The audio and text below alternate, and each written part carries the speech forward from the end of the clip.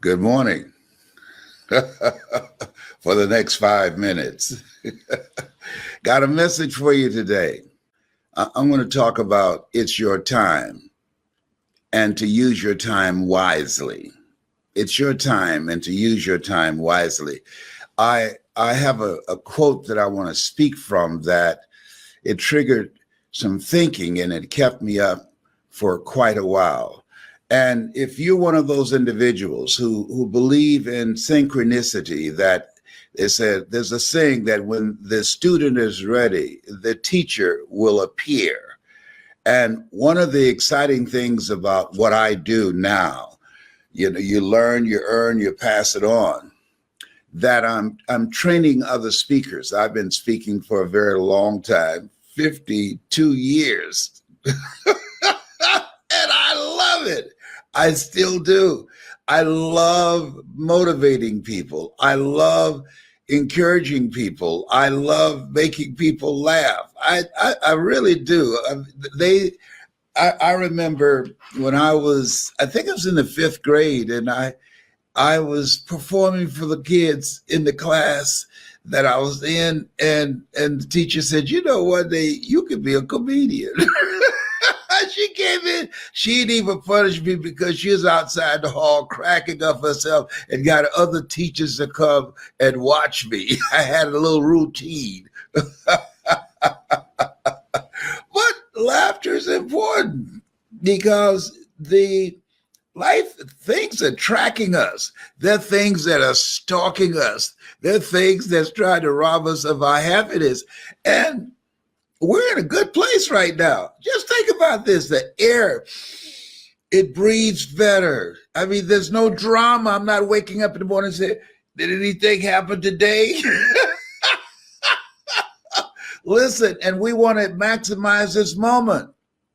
It's your time. Maximize this moment. Take advantage of it.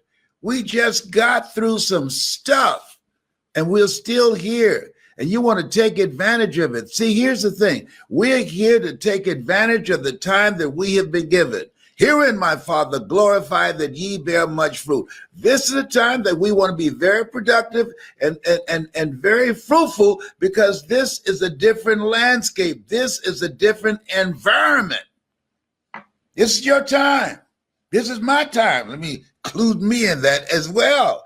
Yes, and so now nobody's going to bring anything to you, just put it in your lap and say, do something with it. No, commit thy work. See, you got to work for it. See, if you're not willing to work, nothing works. You could be given the best opportunity in the world and just have it laid out before you. And if you're not willing to work, nothing works. I remember I went to see a friend of mine, and he was living on Miami Beach. His brother picked me up for me to go see this brand new home that he had bought on Miami Beach. Now we're coming over from Liberty City. And so and both are like 4 or 5 years older than I was at the time. But I remember this ride across the Venetian Causeway. He had this big, beautiful home. And as he took us around this big, beautiful home that was just completed, his brother asked him, said, man, because they never spent much time with each other. He said, how did you get something like this? And the older brother said, by a lot of hard work. And the younger brother looked around and said, I'm not willing to do that. Did you hear that? I'm not willing to do that. And then we had lunch and we drove back across the Venetian Causeway, going back to the life that we were living, which was not a good life. We were surviving. And I just kept reverberating in my head what he said. I'm not willing to do that. See, when you look at people, for the most part, wherever you find yourself, That's where you made a decision to be. Because based upon how much work are you willing to put in to change your situation? And when I look at myself, people always ask me like there's some magical response. How did you go from just coming from Liberty City and over town here in Miami and selected to be the Golden Gavel Award from Toastmasters or the CPAE Award, the highest award from the National Speakers Association, or selected one of the top 5 speakers in the world? I was willing to work. Most people aren't willing to do that. They have people all over the world that have to select who that person will be that will be in that elite group of the top 5 in the world. General Norman Schwarzkopf, Lee Iacocca, Robert Schuller. He had a television program, all right? And myself and Paul Harvey. He had a nationally syndicated radio show. I didn't have any of that. But I was working. Those people who had to cast a vote, they saw me at some time because I was moving. I want you to write this down. Keep it moving. I learned that from my mother. It was not unusual when you came home to Mamie Brown's house and we had a little small house. It was not unusual that the furniture would be reconfigured. And I wondered, how did Mama do that with such limited space? That's not, how was one thing, but why? She was always changing things up. You see, one of the things that you don't want to do is become comfortable with where you are when you know in your heart of hearts you can have more and you can do more, and there's a life for you beyond survival. See, what it takes to survive, what it takes to live are 2 different things. And I just felt, I don't know where that came from, that I can do more. Here's what I did know, that where I was, that didn't work for me. That did not work for me. And I'm astonished when I go back to Miami and I see some of the same people in the same place. I'm astonished. Yes. So you got to keep it moving. Mamie Brown was always keeping it moving. I got to tell you this. I was traveling and I was doing a tour for Sprint, I think it was. I came home and I came to the door, and to my right, there was a window. Did you hear me? There was a window. There was some demolition of some houses in that area. And my mother got somebody to go drag a window that had been taken out of a house and put it in our living room. So I asked, I said, Mama, what is it, Leslie? Why is this big window? Why is this window here? You say you're going to buy me a home, right? Yes, ma'am. Well, I didn't know if you're going to build it or just buy it while it's already been built. But in case you decide to build it, you don't have to buy all windows for it. I got one window here. There's another house that's been demolished down the street, and I'm going to send Mr. Shorty down there to get that. I said, no, don't do that. Don't do that. Let me tell you something. That put a fire under me. I got that house quick, fast, in a hurry, immediately, if not sooner, yesterday. Just went and got a window. And every time I passed that window, it jarred me. She said, don't you touch it. Yes, ma'am, Mama. Mamie Brown said, don't touch it. Don't touch it, all right? And so keep it moving. We're here to work. Commit thy works, plural. Keep it moving. And if you're going in the wrong direction, you discover. But keep it moving. This is no place to stand still. This is an incredible opening here. And all good times have an expiration date, just like the bad times, but keep it moving. And then when you are going through some stuff during the challenging times in your life, if you keep it moving, you'll get out faster. I'm telling you, if you keep it moving, you'll get blessings out of nowhere. Listen to me, out of nowhere. Activity, working, doing the best you can. It activates your angels to give you blessings that you did not even know. I got a phone call the other day, and it was a jaw dropper. I said, "Count me in," and it just came out of nowhere. But it was because of the work that I've been doing. This man said, I've been listening to you for a long time. I've been going through some stuff for years, and I heard you, and you brought me out, and I want to do something special for you. I want to bless you. I'm saying to you, you have the opportunity to be a blessing to somebody.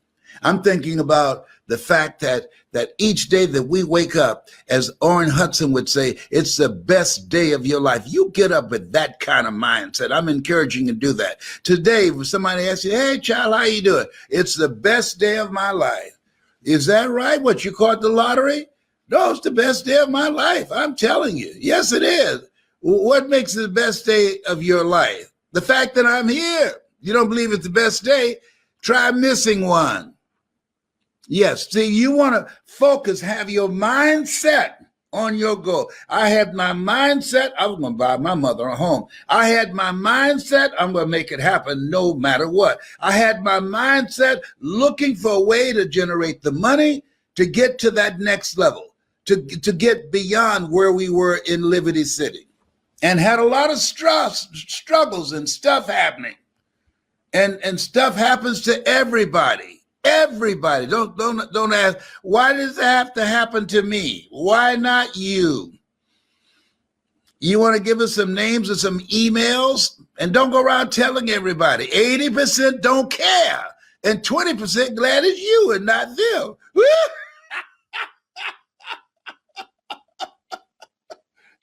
Yes.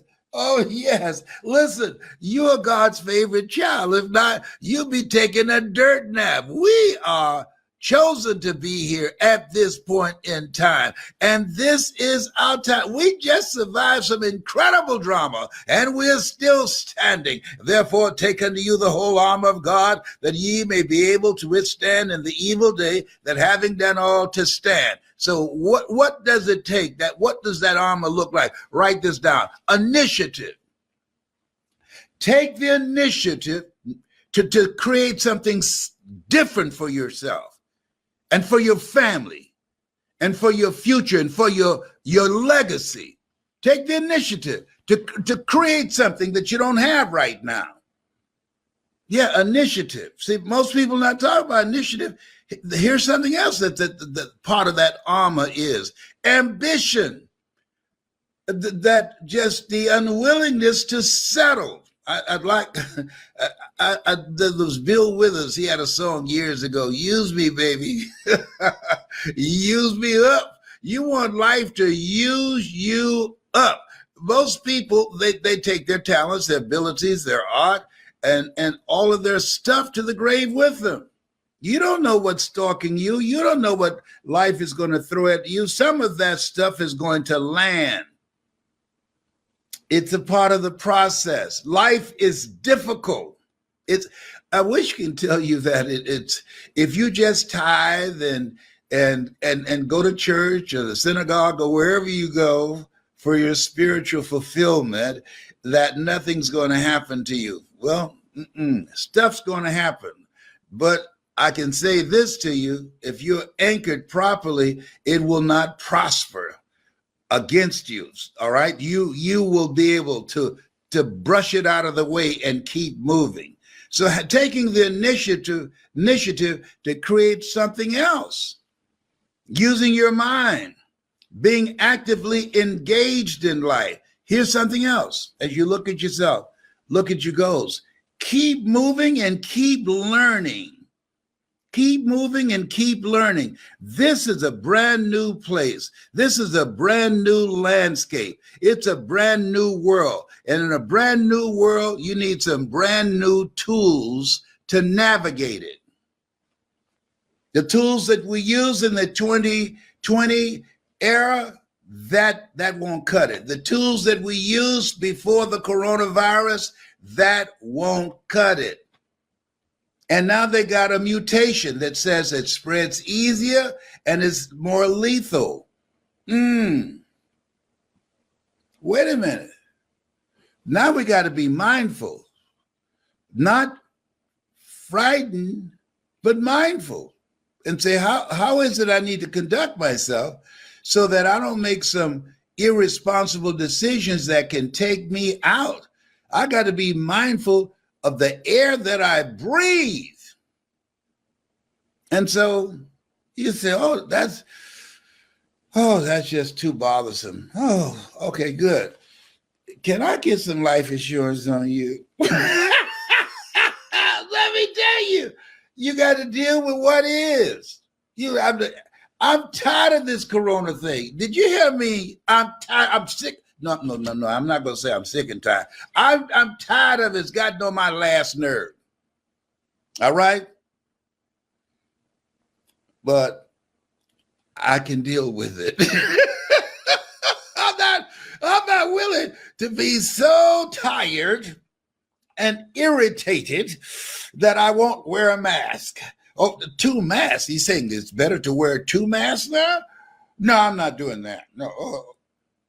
Oh, is that right? Well, can I just please, when you go, you don't want everybody to be crying. Make my day. Can I get a policy on you? Just sign right here because I'm going to do it. I got my little Mickey Mouse mask. And I got another one with Minnie Mouse.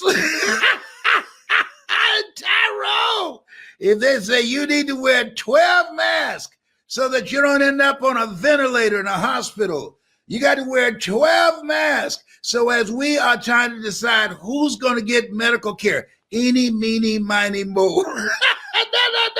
No. Homie ain't doing that. No. I'm wearing, they said 2 masks. I'm wearing 3 and I got a shield. I woke up. I want when if Corona knocks on my back door and I open the door and I got on 3 masks and a face shield, he said, oh, there he goes. There he goes. Always overdoing it. We can't get to it. Let's go someplace else. That's what I'm talking about. I want to live because I'm having a good time. I'm having a good time. And I don't want to be no ventilator. I don't want to be closed up anywhere. No. And all I can see are their eyes. And no, that does not sound like a good time for me. No. So this is why I enjoy making money from home. This is the people are sleeping on this. Don't sleep this. When you can make money from home, people say, how can you laugh so much? I wish you could see my phone. When you can make money from home, virtually speak, and don't have to get on a plane and looking at the person next to you. And when lunchtime comes, they got to take their mask off to eat. And you looking at her. And turn your head the other way. Don't look this way as you are chewing. Somebody say, what is he talking about? Yes.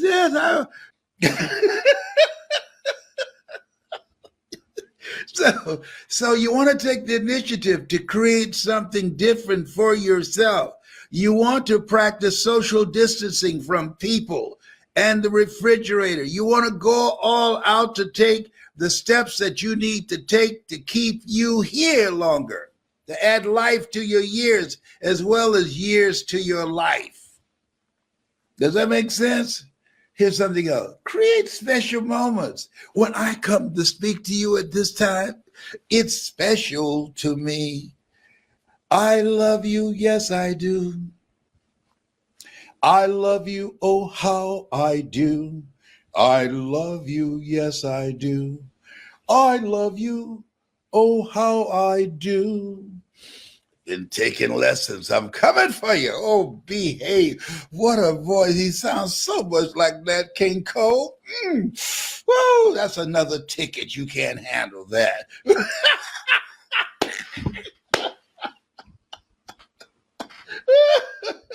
Oh, look here. I'm going to tell you something. You can't make this stuff up. I'm gonna tell you something. I don't do this often. When Gladys Knight and I were married, I decided that I wanted to sing. So she took me to a friend of hers that I would take some singing lessons from. And she was taking me through some, I guess, vocal exercises. A husband came in the back door and he spoke to us, was polite, and went in the kitchen. And he's very quiet in there. And all of a sudden we heard something, boom, boom.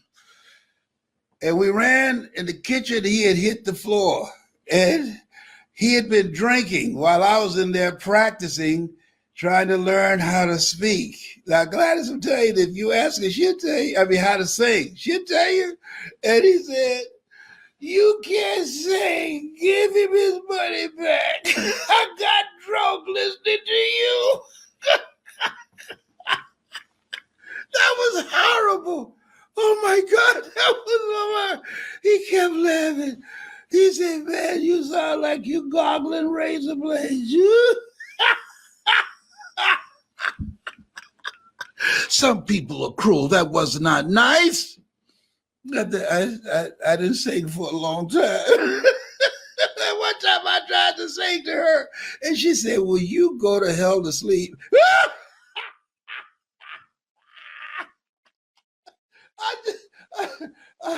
I thought she would say, "Well, there's a voice in there somewhere." No, she wouldn't lie.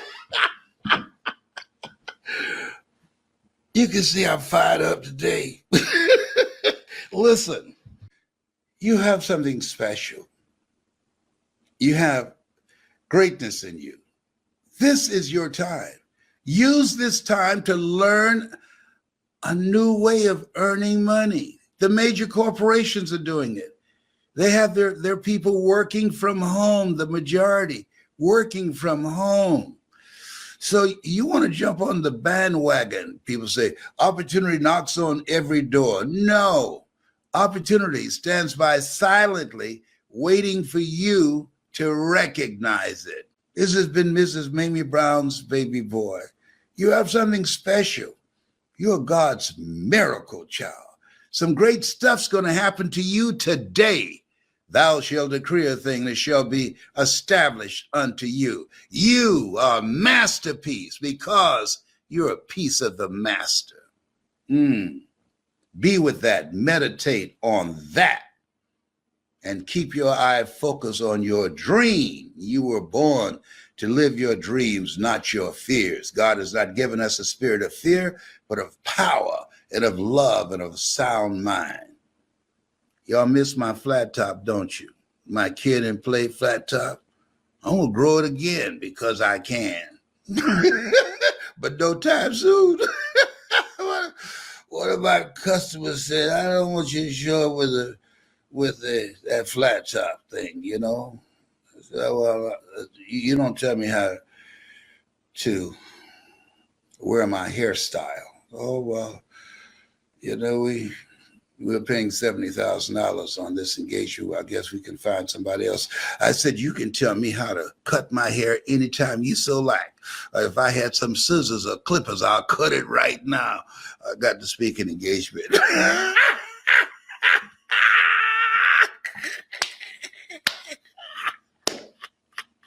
There's no shame in my game. I tell you, I keep keep these. Every time I see something extra coming up, I start clipping. I don't want it. That's why I got the scissors in. If I see a little extra growth, I'm cutting it off.